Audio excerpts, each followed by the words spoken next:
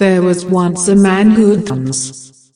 The youngest was called Dummily, and was on all occasions badly treated by the whole family. It happened that the eldest took it into his head one day to go into the forest to cut wood. And his mother gave him a delicious meat pie and a bottle of wine to take with him, that he might give himself energy for his work. As he went into the forest, a little old man bid him good day, and said, "Give me a little bit of meat from your plate, and a little wine out of your flask. I am very hungry and thirsty." But this clever young man said, "Give you my meat and wine? No, I thank you. There would not be enough left for me." And he went on his way. He soon began to chop down a tree. But he had not worked long before he missed his stroke, and cut himself, and had to go home and have the wound bandaged.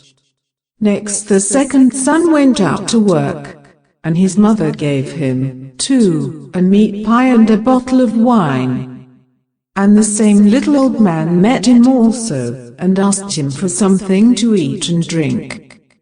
But he, too, thought himself extremely clever, and said, "Whatever you get, I shall be without. So go your way." The little man made sure that he should have his reward. And the second stroke that he struck at a tree, hit him on the leg, so that he too had to go home. Then Dummily said, "Father, I should like to go and cut fuel too." But his father replied, "Your brothers have both hurt themselves. You had better stay at home, for you know nothing of the job." But Dummily was very urgent, and at last his father said, "Go your way. You will be wiser when you have suffered for your foolishness." And his mother gave him only some dry bread, and a bottle of sour beer.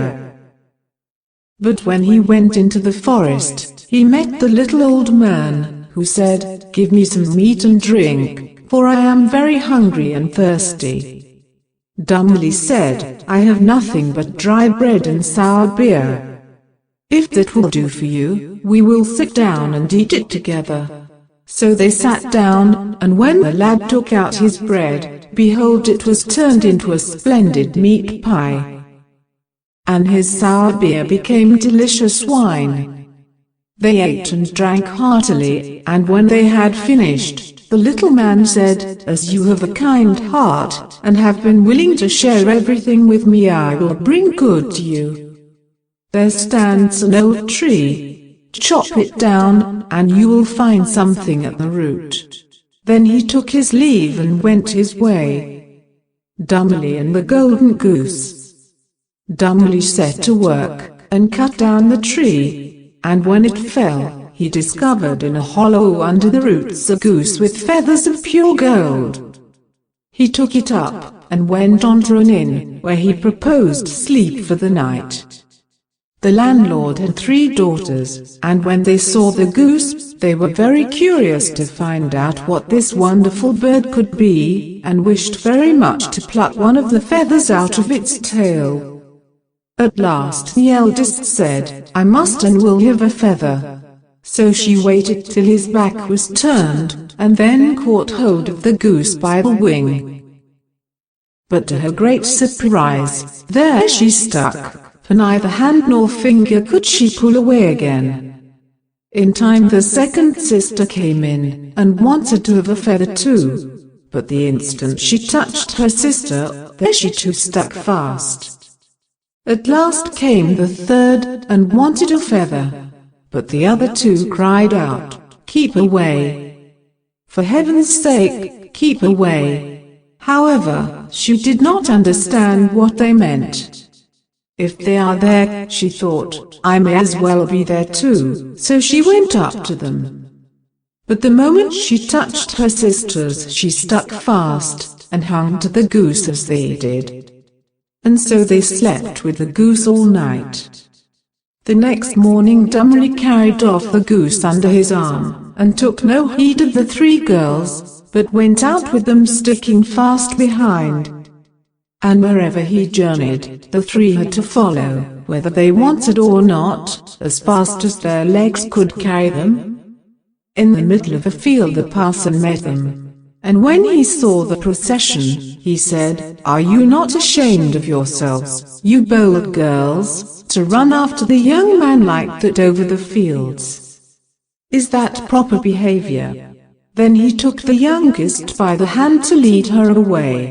But the moment he touched her, he, too, hung fast, and followed in the procession. Presently up came the clerk, and when he saw his master, the parson, running after the three girls, he was greatly surprised, and said, "Hello, hello, your reverence. Where are you going so fast? You have a christening today." Then he ran up, and caught him by the gown, and instantly he was stuck too. As the five were thus trudging along, one after another, they met two laborers with their tools coming from work, and the parson called out to them to set him free. But hardly had they touched him, when they, too, joined the ranks, and so made 7, all running after Dummely and his goose. At last they came to a city, where reigned a king who had an only daughter. The princess was of so thoughtful and serious a turn of mind that no one could make her laugh.